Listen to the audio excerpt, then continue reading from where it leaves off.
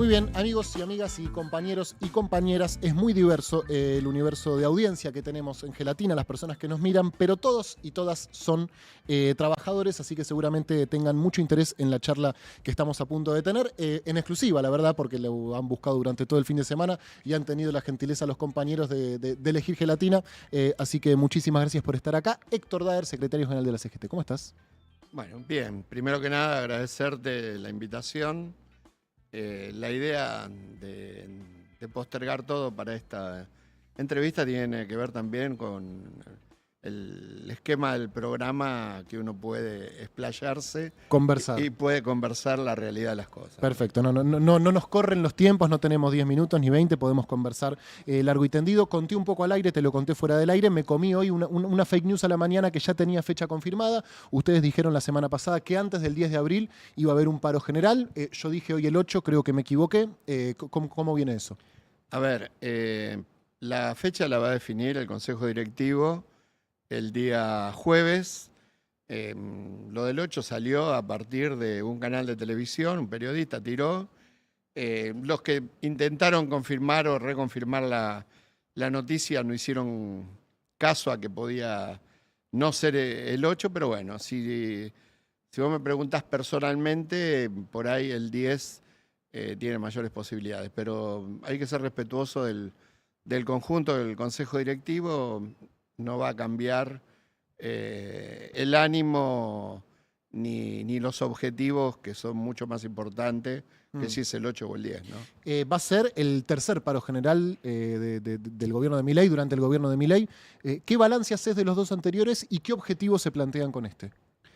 A ver, los primeros, o mejor dicho, el primero tuvo que ver con dos acciones importantes en términos de avanzada, que tenían que ver con cuestiones de inconstitucionalidad, con cuestiones de falta de mantener los espacios democráticos que tienen que ver con Poder Ejecutivo, con Poder Legislativo, que fueron el DNU 2023 y la primera ley ómnibus, con lo cual desarmaban el Estado argentino, desarmaban el funcionamiento de nuestro país. Por supuesto, la estrategia fue ir a tribunales, fuimos a tribunales, tenemos fallo firme de Cámara en la suspensión del capítulo 4 del DNU 70, que es lo que tiene que ver con lo laboral. Pudimos articular a partir de la fortaleza de esa movilización, del paro posterior, que el gobierno retirara la primera ley ómnibus. Bueno, después aparece la ley base, muy cambiada, mucho más cambiada. Después se perjudicó esa ley con la aparición de dos artículos que fueron incluidos por el senador Vilchi de Corrientes, un radical de Corrientes, y Zimmerman del Chaco, que dos artículos bastante jodidos, que son los que todavía no están ahí colgados del pincel, sin reglamentar, sin nada. ¿Qué balance hago? Que en un momento donde teníamos que ser eficientes políticamente y con la fuerza de la organización sindical, fuimos eficientes. Cuando tuvimos que ser eficientes y hablar de política y hacer un scrum en el Congreso para que no avancen determinados proyectos de ley ya en la última etapa del año pasado, también lo logramos. Bueno, los climas se van dando, ¿no? Digamos, en palabras de Perón y del Papa, está esto de entre el espacio y el tiempo, ¿no? Digamos, no el arrebato, sino los procesos. Y como dijimos el otro día, los tiempos se acaban. Un sector muy grande de la sociedad está empezando a vislumbrar la realidad y poniendo los pies sobre la tierra, la percepción del ajuste feroz que se genera, y esto nos lleva también a tomar decisiones, inclusive con propias palabras del presidente. Hace 2 sábados atrás o 3 sábados atrás, el presidente de la Nación dice: este es un programa monetario. Y este programa monetario tiene una torta de pesos que no va a cambiar. Y habla de 4 precios. Habla de el dólar, mayoristas, minoristas y salarios. El dólar se devalúa al 1%. Los precios mayoristas y minoristas aumentan. Si la torta es la misma, hay uno que tiene que bajar. Entonces, en la proyección que hace el propio presidente, dice, vamos a vivir 1 año y medio, 2 años. En estas circunstancias vamos a decir, entonces, bueno, ya nos están planteando que vamos a transitar 2 años con la baja de los ingresos de trabajadores, de jubilados, ¿no? Y acá empieza otra discusión más grande también, que es por qué no te homologan los convenios que vos firmás con las cámaras empresariales. Porque los empresarios también se dan cuenta, digamos, que esta transferencia de riqueza de los trabajadores a los empresarios tiene patas cortas porque el proceso recesivo va a joder también a las empresas. Entonces, la economía argentina, salvo la que es extractiva, salvo la que es commodity, el resto eclosiona. Así también, que en ese marco es que vamos a esta medida de fuerza. Esto contradice también una idea que había sostenido el presidente a fin de año, que era a partir de ahora solo buenas noticias, ¿no? Bueno, pero las buenas noticias tienen que ver con movilidad social ascendente, con mejorar la calidad de vida de los habitantes, mejorar la calidad de vida de los jubilados, y es al revés, digamos, las buenas noticias, por más que te la quieran inventar, a ver, hay un sector que se pudo ir al exterior por el dólar barato. Bueno, esta es parte del desacople también de la macroeconomía y de cuestiones aspiracionales de un sector de la sociedad. Ahora, que mejora la calidad de vida, no tengas duda que no es así, ¿no? Digamos, toda la ayuda que fue a los sectores más vulnerables de entrada, cuando se aumentó la AUH, cuando se aumentó la tarjeta alimentar, queda disuelta en la caída del poder de compra. Digamos, esto es un reflejo que vamos teniendo de la realidad diaria, y por eso te digo, digamos, ¿no? Es como que maduran las cosas y empieza la sociedad a sentir de que la realidad de un proyecto meramente monetario no tiene futuro. Este es el tema de fondo. Hay una idea dando vueltas que es más que nada que circula mediáticamente, que es la idea de la luna de miel, ¿no? Que todos los gobiernos cuentan con una luna de miel cuando asumen, y que dependiendo de su capacidad de maniobra política, esa luna de miel puede extenderse o no, y se dice que con el caso Libra medio que la luna de miel del gobierno se terminó. ¿Coincidís con esta lectura? ¿Crees que se terminó la luna de miel? Yo creo que viene antes, digamos. Davos es un tema importantísimo. ¿A qué te referís con Davos? Es con el discurso de Davos, bien, ¿no? Digamos, la agresión hacia los colectivos, la agresión hacia hablar la barbaridad sobre el femicidio. Comparar el femicidio con un homicidio por robo, digamos, me parece que hasta conceptualmente hay que aclarárselo, que está equivocado, ¿no? Me parece que empieza todo un ciclo de cuestiones, porque el tema Libra también lo acompasan con algún escándalo para que quede medio diluido también. La realidad de Libra no la vamos a tener en Argentina, la vamos a tener en Estados Unidos seguramente, ¿no? Pero, a ver, en este sentido hay también un problema de fondo. Acá vos agarrás todos los medios, estamos discutiendo la represión del día miércoles. Sí. Y no discutimos que los jubilados ganan 280.000 pesos más 70.000 pesos de bono, y que el bono no se actualizó, y que el 80% de los jubilados ganan menos de 470.000 pesos. Ese es el debate de fondo. Y después, por supuesto, tenemos que debatir que un país democrático no puede tener un ejército represivo, etcétera, etcétera, ¿no? Que eso habrá que discutirlo también. Pero el tema de fondo es este. Digamos, la gran victoria en términos económicos tiene que ver con el ajuste a los jubilados y con 2 éxitos políticos que tuvo este gobierno, que fueron el sostenimiento del veto del presupuesto universitario y de la ley de los jubilados. Los héroes. Bueno, esos héroes le dieron la posibilidad que el mercado, entre comillas, ¿no?, haga subir todo. Entonces tuvimos también desde ese momento un veranito que parece que le llegan tormentas, le están empezando por lo menos a llegar algunas tormentas. Pero, digamos, esto es el contexto en que vivimos. Y como pasa siempre, la sociedad asimila y empieza a madurar también. Digamos, ¿por qué conceptualmente vamos a sostener una radiografía social donde la amplitud sea cada vez más grande entre los que más ganan y más tienen y los que menos ganan y menos tienen? O aún los que no tienen absolutamente nada.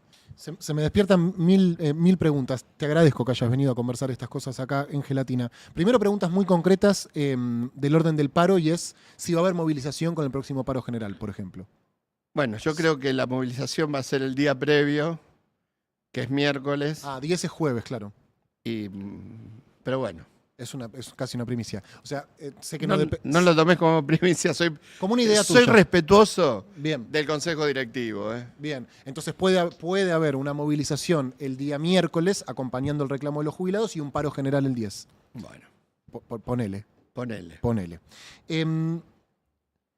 Esto es una apreciación personal. Creo que después del triunfo de Milei hay como mucha bronca en las bases del peronismo con los dirigentes. Por lo menos en la política, no sé si en el sindicalismo pasa.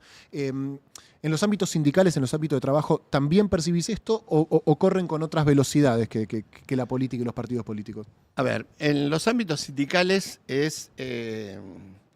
tenés también el mismo reclamo, ¿no? Ahora, es más fácil la representación sindical porque vos tenés intereses claros. La política, los intereses tienen que ir equilibrándolos. Vos tenés mucho más claro los intereses de los trabajadores, ¿no?, que son derechos, que son calidad de vida, que son salario, etcétera, etcétera. Por supuesto también esto de que te obliguen y te aprieten, que no te homologan, y los convenios colectivos, los acuerdos a los que vos llegás, también genera despelote, ¿no?, digamos, y genera presión. Con respecto al esquema, yo creo que no hay que ser tan permeable a todo un discurso de falta de representación de la política, de la dirigencia, etcétera, etcétera. No importa cuál fuera, porque es lo que tenemos que fortalecer, es lo que tenemos que reconstruir, porque yo no sé si Zuleta Puseiro, que es un periodista de años, un tipo... Un encuestador también, ¿no? Un encuestador, y aparte es un piola, digamos, de la mirada política, piola en el buen sentido, dice, todavía no se dieron cuenta que agarraron el gobierno de rebote. Bueno, ese rebote tiene que ver con las falencias que tuvo el proceso democrático en dar resultados. Entonces, lo que hay que ver y revisar es ese contexto, ¿no? Te escuché decir que en el 2024 pudieron frenar varias embestidas del gobierno. ¿Estás conforme con el rol que tuvo la CGT en el primer año de gobierno de Milei? Yo no es... estar conforme hubiera sido que nos hubieran dado bola cuando en el 2023 les planteábamos, este es el camino equivocado, y no nos escucharon. El 45% de los laburantes votó a este gobierno, como lo votó el 63% de los jubilados. Hicimos lo que teníamos que hacer, y con los instrumentos que tenemos, y muchas veces en absoluta soledad. ¿En soledad de quién? ¿Quién no los acompañó? No, es que no hay una armonización con el colectivo, con todo el colectivo político, digamos. La ambición nuestra es armar un scrum en la Cámara de Diputados y decir, estos son los límites. Después, si vos por tu provincia tenés que votar esto, lo otro, bueno, pero estos son los límites, digamos. Acá, lo primero que dijimos, hay que volver a el acuerdo democrático del 30 de octubre del 83. Decir, che, esto, las instituciones, digamos, y la división de poderes, etcétera, etcétera, son fundamentales. Acá te hacen un revisionismo de la dictadura, ¿viste? Y parecería de que el debate es muy pequeño. Y esos son debates que no se pueden dejar de lado. Esos debates tienen que ser firmes. Digamos, por eso hay que trabajar sobre todo ese arco político que tiene ese concepto de acuerdo democrático, que lo internalizamos todos. No es que se firmó, pero todos estuvimos de acuerdo. ¿Y cómo es el diálogo con el gobierno? ¿Quiénes son los interlocutores del gobierno y hasta qué punto permiten cierta capacidad de negociación? ¿Los reconocen a ustedes como un actor válido? A ver, ahí dijiste dos cosas. Por un lado dijiste diálogo y por el otro lado dijiste negociación, ¿no? Bueno, el diálogo, las pocas veces que existió, hola, ¿cómo te va? Mirá, nosotros tenemos esto, tenemos lo otro, tenemos esta idea. No hay discusión, no hay discusión, no hay posibilidad de hablar con alguien, porque cuando vos estás frente al tema, te dice, bueno, lo veo, y nunca más te contestan un WhatsApp. Te clavan el visto, digamos. No, te clavan el visto y te dicen, lo veo. Sí. ¿No? Y quedó, y ahí quedó. ¿Pero por qué? Porque el núcleo de decisiones, y te hablo de los temas nuestros, que es Toto Caputo y el presidente, ¿vos crees que alguno va y le dice a Toto Caputo, che, dejá de pisarle las paritarias a los laburantes? No se le anima a nadie. Y a Milei menos. Si Milei te lo escribe en La Nación, claro, que hay que bajar los salarios de acá a 2 años, entonces, ¿viste? ¿Por qué alguien le va a ir a golpear la puerta y decir, che, Javier, mirá, me parece que la gente, los laburantes tienen razón? Nadie va a salir a plantear eso. En su por eso no hay. Esto por eso te lo quiero aclarar. Digamos, no hay que confundir la feliz Navidad personal con dialogar. Son dos cosas diferentes. En su renuncia al cargo que tenía en la CGT, Pablo Moyano fue muy crítico con lo que él llama la mesa chica. Dijo algo así como que algunos dirigentes no se dan cuenta que se les cumplió el ciclo, que hoy la pelea está más en la calle y en las bases que en las cúpulas sindicales. No lo digo para meter leña, de verdad. Me interesa pensar, si ves algo de verdad en esta crítica, ¿qué pensás de la crítica que hizo Pablo? Primero quiero aclarar que Pablo es un tipo que las cosas que dice las dice honestamente. Bien. ¿No? Parto de esa cuestión. Ahora, después vos tenés que... No sos el dueño de la verdad. Cuando yo te digo, che, aguantá el jueves, que está el consejo directivo, vos ves que yo vengo, pongo la cara acá, hablo por radio, digamos, uno le pone la cara y le pone el cuerpo a la CGT, pero el colectivo del movimiento obrero es muy amplio. Entonces, en ese sentido vos tenés que pensar con los demás, tenés que tener la capacidad de darte vuelta y hablar con gente para equivocarte lo menos posible, ¿no? Y no es solamente la cuestión de decir, bueno, che, tenemos una actividad y un estado de movilización permanente, porque no lo sostenés aparte. Digamos, acá no estamos en un estado prerevolucionario donde tocas pito y avanzás sobre el Palacio de Invierno, ¿viste? No hay que tener la fantasía esa. Por eso la estrategia y la táctica hay que tenerla clara en cada paso que das, porque tenés que ser eficiente. Bien, esto me interesa hacer doble clic acá. Te pregunta alguien que no tiene experiencia gremial, que no tiene actividad sindical, ¿cómo se convoca un paro general? ¿Cuáles son los actores con los cuales uno tiene que articular para que haya un paro general y para que el paro general tenga nivel de acatamiento? Porque también supongo que se convoca en un paro y después está todo el mundo laburando. Bueno, lo primero que tenés que tener es la sensación térmica, digamos, ¿no? ¿Cuál es tu termómetro? El termómetro es mis compañeros, mi gremio de base, mi federación, los delegados. Tengo la mala costumbre de contestar los mensajes o verlos por lo menos en todas las madrugadas cuando me acuesto, y tener el pulso de lo que pasa en el resto de las actividades, y a partir de ahí va sintetizando un Estado que va poniendo cuestiones a debatir, porque lo otro que hay que entender es que un paro de la CGT es un paro político. Eso es el principal argumento del gobierno para deslegitimarlo. Es un paro político. A ver, si yo hago un paro de sanidad, estoy defendiendo o salario o condiciones de trabajo. La CGT disputa temas políticos. ¿Cuáles son los temas políticos que planteamos?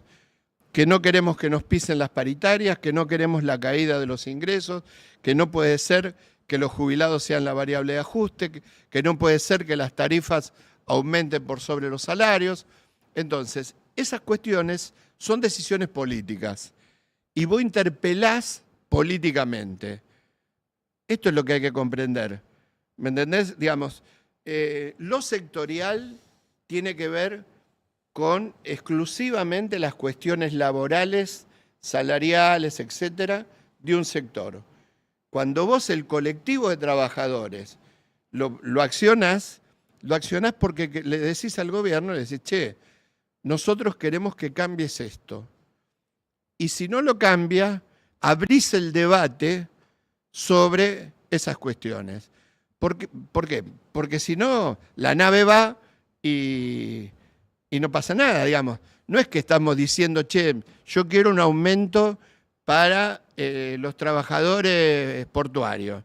No, lo que estoy diciendo es, hay que cambiar la política, ¿no?, sobre los ingresos y sobre pisar los ingresos de todos, de trabajadores, trabajadoras, y jubilados y todos los que tienen ingresos fijos. Dijiste hace un ratito que el 45% de los trabajadores votó a Milei. Sí, y el 42% de los trabajadores estatales. Bien, ese núcleo de votantes, ¿pensás que sigue sólido, sigue firme? En favor nuestro, sí. Sí. Y creo que creció, no tengo duda. No tengo duda. O sea, no tengo dudas. Que hay una bronca entre las bases que... Pero te lo puedo decir por experiencias personales, ¿viste? Tipos que a vos te dicen, sos un fenómeno, y que después te dicen, che, mirá, la verdad, yo creí que esta era la salida, y hoy están arrepentidos, digamos, ¿no? Ni hablar de los que menos tienen, ni hablar de los jubilados, ¿no? Pero por eso, el problema es la construcción política, ¿no?, que contenga eso. Porque este es el otro dato del paro. El paro es una confrontación política, y en ese debate de confrontación política tiene que haber un lugar donde se acumula ese debate. Y ahí es donde... Profundicemos ahí. ¿Qué sería un lugar donde se acumula ese debate, Héctor? Un espacio político, un movimiento político, ¿no?, que empiece a ver la sociedad que interpela las políticas que lleva adelante el gobierno y que va acumulándose en un espacio político. ¿Lo ves ese espacio? Bueno, hay que construir todo. A ver, sí, yo lo veo, es el peronismo, en alianzas creo con un montón de sectores, con un montón de sectores productivos, con otros sectores políticos. Yo creo que la base de sustentación de salida de este país es muy grande, la que hay que construir, y son muchos hilos que hay que atar, ¿no? Y no creerse que uno es el dueño de la verdad. Hay que partir de ahí, ¿no? Te voy a cambiar de tema. Hace unos meses, Ofelia Fernández presentó un documental que aborda las nuevas dinámicas del mundo del trabajo. ¿Lo viste? No lo vi. Estuve invitado. Bien, pero sabés de lo que te hablo. Y no fui. Ok, bien. No pude ir, perdón. Está bien, no importa, pero ¿sabés de lo que va? No lo tengo tan claro, pero no importa. No importa, igual es una discusión que obviamente conoces. Básicamente lo que ella plantea es que los derechos laborales ya no están ni siquiera en el horizonte de una nueva generación Exactamente. de trabajadores. Preguntarte cómo están pensando este escenario y también qué políticas se está dando desde la CGT para poder representar las nuevas formas del trabajo. Bueno, primero te cuento, hay un estudio que por ahí lo conocen ustedes. El 72% de los pibes de 19 a 29 años no le importa el horario fijo, no le importa la seguridad social, o sea, obra social, jubilación, nada. Esto es así en estos jóvenes. En los que van de 49 a 59 están partidos a la mitad. La mitad sí y la mitad no. Debe ser por un tema de edad próxima a la jubilación o no.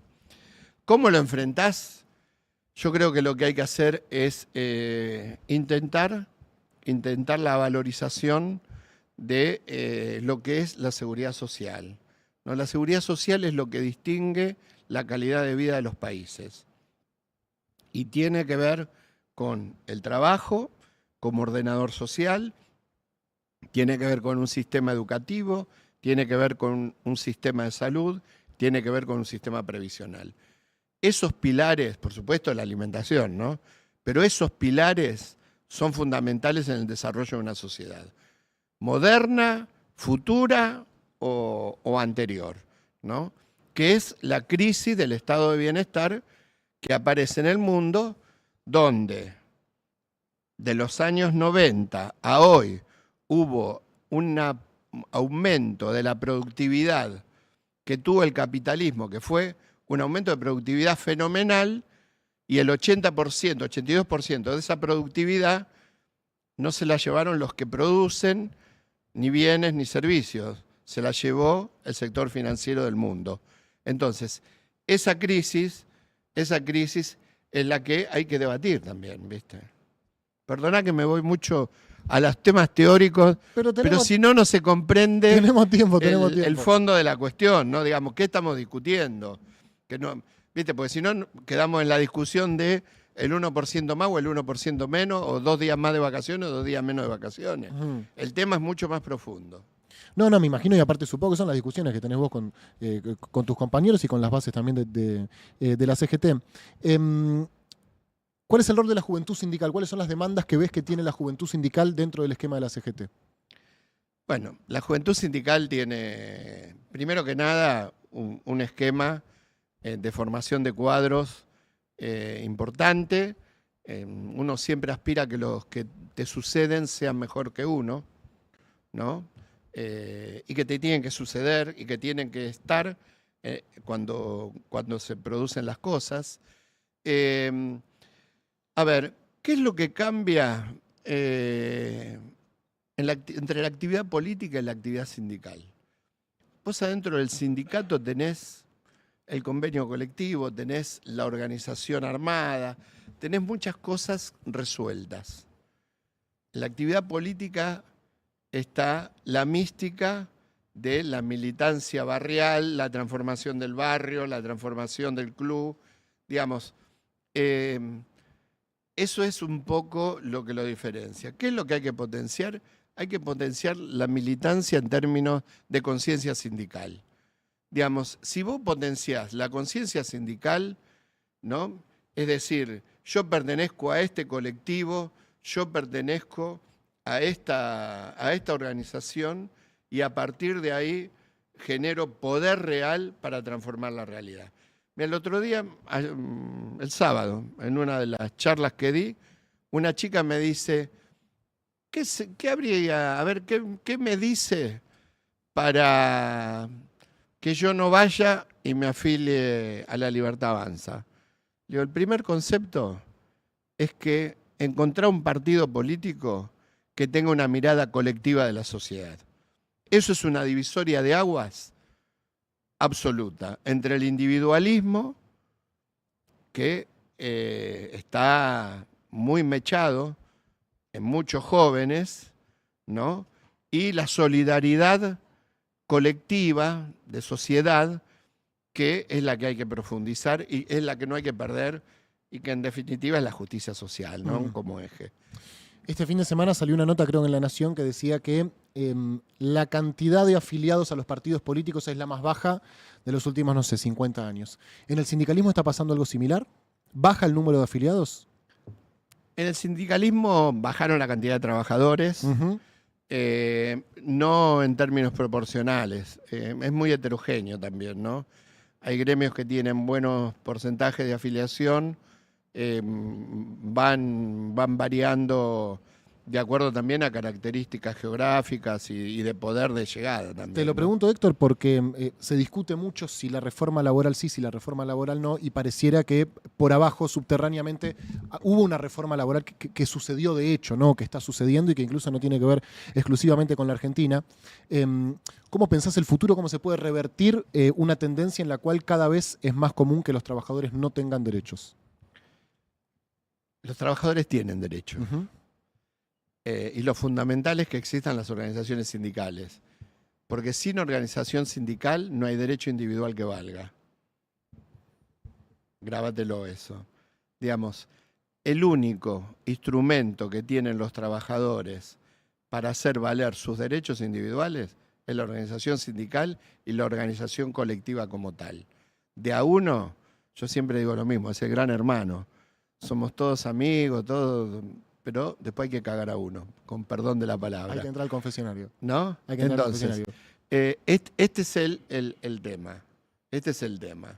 ¿No? A ver, ¿cómo lo construís? ¿Cómo lo construís? Bueno, habrá distintos matices con respecto también a las características de las organizaciones sindicales, ¿no? También vinculado con esto te quiero preguntar por la tecnología, porque siempre se piensa el avance de la tecnología en detrimento del mundo del trabajo, como que nos cuesta pensar alternativas, y la verdad que uno no parece encontrar frenos al avance de la tecnología, ni siquiera sé si los queremos construir. ¿Cómo están pensando ustedes esto, los cambios en el mundo de la tecnología en relación al mundo del trabajo? Bueno, lo primero que hay que hacer es ver la utilización de la tecnología, ¿no? La tecnología sirve para mejorar la calidad de vida. Yo pongo un ejemplo, el microondas, ¿no? Nos salva la vida a todos un microondas. Bueno, ese es un avance tecnológico. Ahora, si la tecnología la usás para la multiplicación de guita, en detrimento de precarizar, en detrimento de uberizar, en detrimento de calidad de empleo y calidad de vida, me parece que el mundo tiene que revisar, digamos, la uberización del empleo no es la salida para el mundo, ¿no? Ahora, también habrá que discutir de qué manera los estados no generan reparto de las riquezas que se generan, ¿no? Que esto va contraria a toda esta nueva moda donde la desregulación absoluta de los estados te favorece que las grandes corporaciones mundiales hagan y deshagan sin pasar ni siquiera por una reunión con nadie, ni con el presidente ni con nadie. Entonces, estos son los problemas que hay que discutir. No alcanza, por supuesto, nosotros tenemos una gran labor en la OIT, bueno, no termina alcanzando. Digamos, el tema es político, es un gran debate en Europa, y es un gran debate en el mundo. Desgraciadamente, tenemos enfermo al principal vocero, que es Francisco, ¿no? Digamos, el único tipo que se plantó frente al descarte, ¿no? Que el descarte es dejarlos a un borde de la ruta y no pensar nunca en subirlos al asfalto, pero este es un gran debate que hay que darse, ¿no? Hay que dárselo en la Argentina y en el mundo, digamos. La región está muy complicada en esos términos. ¿Viste? Cuando a vos te ponen el ejemplo de los países que nos rodean, y vos decís, che, pero aquel país tiene el 70% de empleo informal, ¿no? Entonces, ¿cuál es el ejemplo? ¿Cuál es el ejemplo final de proyecto de país. Por eso, digamos, el tema desarrollo integral, por eso el fortalecimiento de la región tiene que ver con el fortalecimiento del Mercosur. ¿Viste? Digamos, esto del intercambio de bienes de uso o bienes de capital, de más tecnología y de mejor confort, tiene que ver con el que tiene la guita, no con el que no tiene laburo. ¿No? Pero esto, ¿sabes qué? Esto hay que traducirlo al castellano y dar debate público con esto. Y para esto la política tiene que dar debate público. Bien, voy a la política, voy al peronismo puntualmente, porque este año hay elecciones, como casi todos los años en la Argentina. Este año hay elecciones y, bueno, la experiencia del Frente de Todos, por las declaraciones públicas que veo de los dirigentes que fueron funcionarios de ese gobierno, pareciera ser una experiencia mucho más criticada por las bases militantes que por la propia dirigencia, que pareciera que corriendo Alberto Fernández podemos seguir igual, ¿no? Y sacamos una foto con todos menos Alberto, y es el Frente de Todos sin Alberto. Pensando que de alguna forma vamos a poder convocar o convencer a alguien. ¿Qué pensás que tiene que hacer el peronismo para volver a construir un proyecto que genere entusiasmo, pasión en el pueblo argentino? Bueno, primero tenemos que volver a construir lazos con el resto de la sociedad política. Digamos, no podemos achicar el peronismo cada vez más, sino al contrario, ¿no? Tenemos que lograr entrelazar, vuelvo a repetir una palabra que usé antes, los hilos que andan sueltos. Bien.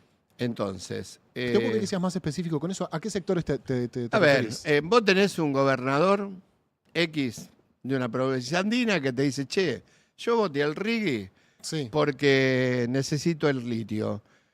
Pero, ¿por qué no le decís que gasten y compren tornillo nacional? Y porque los tornillos en mi provincia no se hacen. Bien. Se hacen en otra provincia, bueno. U otro con otra cosa, no importa. Digamos, todo eso hay que volver a construirlo. Bien.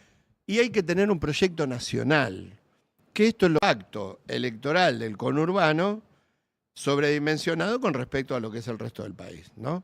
Entonces, me parece que hay que volver a tener una cuestión radial, vuelvo a repetir, hay que ir más allá de nuestros horizontes en busca de un proyecto de país.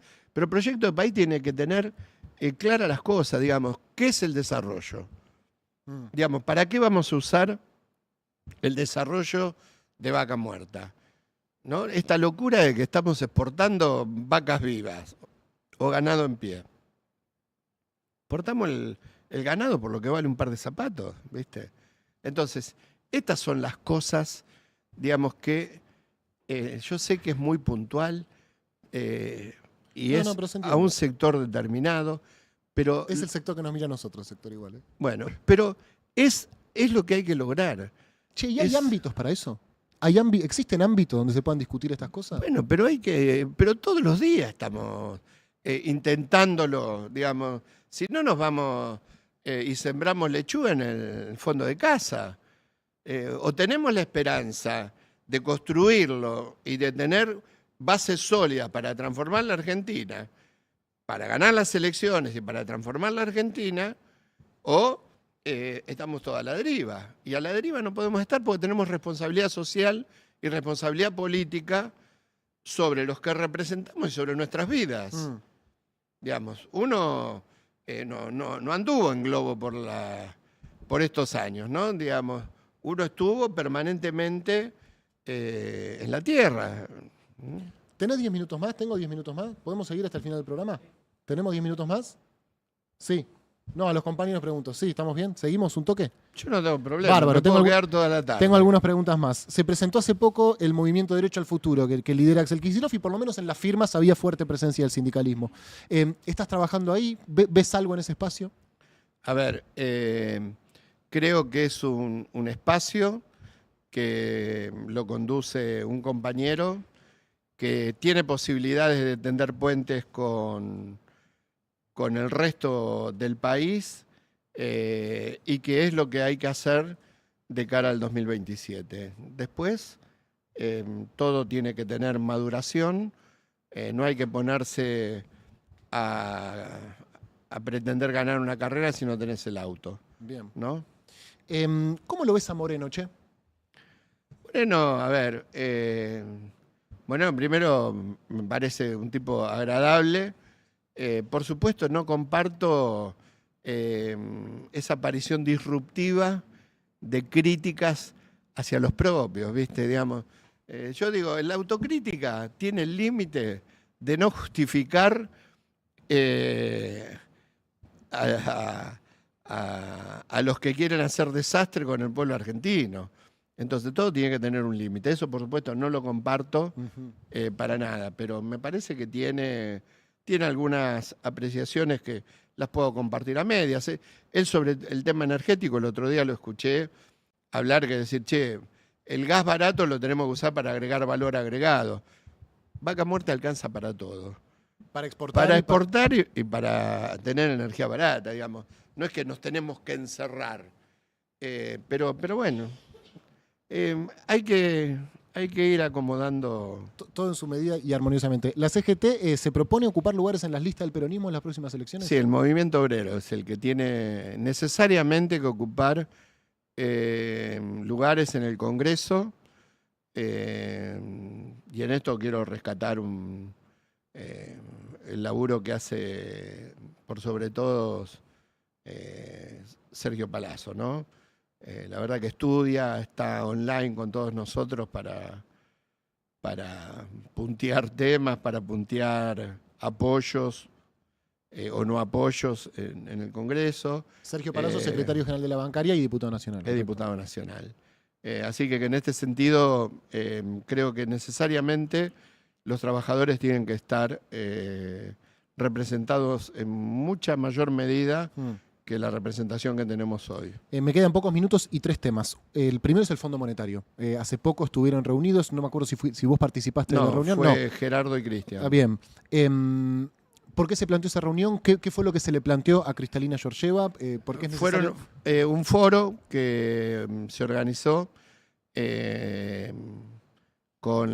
fueron varias centrales sindicales de América, un foro donde se discutía el rol del Fondo Monetario. En una parte, por supuesto, las autoridades del fondo dicen, nosotros no le exigimos nada. Es verdad que el fondo no te exige. Al Estado argentino. Acá, en los años 90, en la época de Macri y ahora, te dicen que el fondo te exige. No, el que va y lleva una carta de intención diciendo vamos a hacer esto y vamos a hacer lo otro, son los gobiernos argentinos. Por eso el fondo se lava las manos. El fondo se lava las manos. Lo que me parece una cosa absolutamente complicada y que no es necesaria es no debatir públicamente lo que se acuerda con el fondo. Porque lo que se está acordando con el fondo son condicionantes. Es mentira lo que te dicen, es mentira la tapa del diario Clarín, donde dice el acuerdo con el fondo es para... No es nueva deuda. No solo no es nueva deuda, sino que la tapa, el acuerdo con el fondo es para pagarle al Banco Central, ¿no? Las deudas que dejó Cristina. Es como, yo te lo grafico así, es como que vos vayas al Banco Santander, Galicia, provincia, al que quieras, y pedís un préstamo para devolverle plata a Lali, ¿no? ¿Cobró Lali de repente? No cobró. Digamos, es así, digamos, ¿no?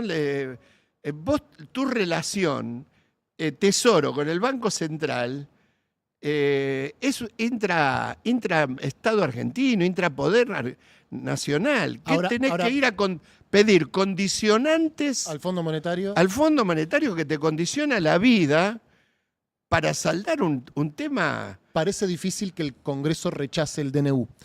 ¿Cuál es la postura de la CGT? ¿La CGT está en contra de este acuerdo con el fondo? Primero hay que conocerlo. Claro. Primero hay que conocerlo. Y no es la vía del DNU, sino la ley que se debate en el Congreso. Bien. Y para esto hay que tener los huevos de llevar la ley al Congreso. Estamos próximos a un nuevo aniversario el 24 de marzo. Trascendió una noticia que no la tengo chequeada, pero te la quería preguntar, de que la CGT está ofreciendo sostén financiero a los sitios de memoria que fueron desfinanciados por Milei. ¿Esto es así? Bueno, primero quiero aclarar que la CGT no tiene una fortaleza económica como para sostener tanto. Sí hay cuestiones personales, de hecho, con abuelas, bueno, no quiero hablar en mi persona, pero hay aportes mensuales, con el sector de familiares lo mismo, pero no de ahora, sino cuando Macri le sacó financiamiento. Por supuesto que para nosotros los espacios que tienen que ver con no olvidar, más que memoria, no olvidar, ¿no? Esos momentos es fundamental. Es fundamental. Te voy a hacer una pregunta que creo que te preguntan poco, pero me interesa que terminemos conversando sobre Rucci. Pues una figura que disputan algunos sectores de la fuerza gobernante, principalmente Victoria Villarruel, para ser más concreto. ¿Por qué te parece que Rucci es una figura en disputa? A ver, primero porque fue un momento trágico de la historia de la Argentina, de la historia del peronismo. Quienes denostan a los montoneros en ese esquema egoísta, reivindican a Rucci. El asesinato de Rucci tiene que ver con la influencia que se tenía sobre Perón, ¿no? Digamos, desgraciadamente él no pudo disfrutar de la vuelta de Perón, del gobierno de la vuelta de Perón. Creo que eso es lo que se manifiesta, ¿no? Y la utilización egoísta, me refiero a eso, ¿no? A que reivindican solamente para denostar a otros sectores, digamos. La verdad que fue un momento trágico de la Argentina, donde muchas disputas se terminaban en estos escenarios, ¿no? Héctor, te hago la última. Te agradezco por tomarte el tiempo y por venir a Gelatina en unos días en los cuales sé que te están convocando de todos los medios. A nosotros nos mira una audiencia principalmente opositora a Milei, principalmente peronista, pero no únicamente. Y me da la sensación de que están atravesando un momento, no sé si es de quién es responsabilidad, pero hay como cierta distancia con la CGT, ¿no? Una cosa de chicana tuitera de por qué no está la CGT el miércoles en el reclamo de los jubilados. ¿Qué tenés para decirle a esos sectores que son opositores a Milei, que son compañeros, que deberían encontrar en la figura de la CGT por lo menos un sostén y que hoy tienen tanta bronca? Que hay que tener claro que no se puede ser un libre pensador en la vida. Hay que tener una táctica y una estrategia clara para construir poder, para consolidar el poder, para ganar las elecciones, que las vamos a ganar, ¿no? Y gobernar para transformar la Argentina. No es un tema principista, no hay que ser testimonial en la vida. A veces la política o los políticos o quien fuera, digamos, con la expresión de deseo y de testimonio, lo nuestro hay que, no solo podemos dar testimonio, sino que tenemos la responsabilidad de conducir organizaciones de cientos de miles de trabajadores, ¿no? Así que en ese sentido, no tengan duda que lo que no hay que hacer es confundir el enemigo o el adversario. No hay que confundirlo. Hay que tener en claro hacia dónde se camina. Y cuando los objetivos son superiores, hay que pensar en esos objetivos superiores y no en los matices de interpretación o de ansiedades que a veces tenemos todos en la política. Muchísimas gracias. Son las 4 de la tarde, de hecho nos pasamos un minuto, le robamos a La Broma Infinita, programa que conduce Seba de Caro y que hoy arranca su nueva temporada. Muchísimas gracias, Héctor Daer. A todos los invitados nosotros les pedimos que traigan un regalo para sortear entre los socios de Gelatina. Mañana voy a mostrar el cuadro de Perón y Evita que nos trajo Héctor Daer, secretario general de la CGT. Muchísimas gracias. Bueno, gracias a vos y por el tiempo y la verdad me sentí muy cómodo. Me alegro mucho. A disposición para todos los compañeros, lo saben, este espacio está abierto para estas cosas. cosas para hablar, para discutir, para conversar. Se quedan con La Broma Infinita, con la conducción de Seba de Caro. Gracias por acompañarnos una vez más. Nos vemos mañana. Chau.